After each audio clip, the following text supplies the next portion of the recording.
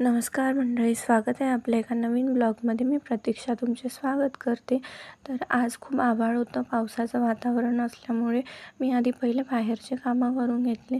त्यामध्ये पहिले अंगण वगैरे सगळं स्वच्छ करून घेतलं. त्यानंतर लगेचच मी आतमधले कामं करायला घेतले.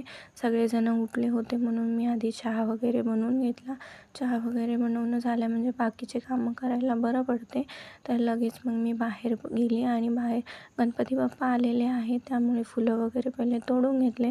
पाऊस वगैरे यायचं वातावरण असल्यामुळे पटकन फुलं वगैरे तोडून घेतले. फुलं तोडले, आघाडा, खेना, दुर्वा वगैरे सगळं तोडून घेतला. त्यामुळे सगळं लवकर लवकर होऊन जाते. त्यानंतर लगेच फ्रेश झाली. फ्रेश झाल्यानंतर लगेच पूजा करायला घेतली.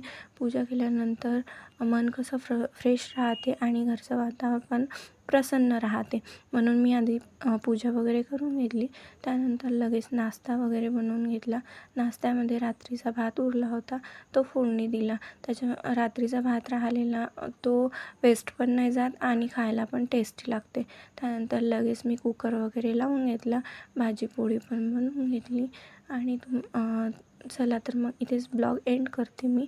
तुम्हाला माझं मॉर्निंग रुटीन कसं वाटते कमेंट करून नक्की सांगा. आणि तुम्हाला माझं ब्लॉग वगैरे आवडले असेल तर लाईक, शेअर, सबस्क्राईब करायला विसरू नका.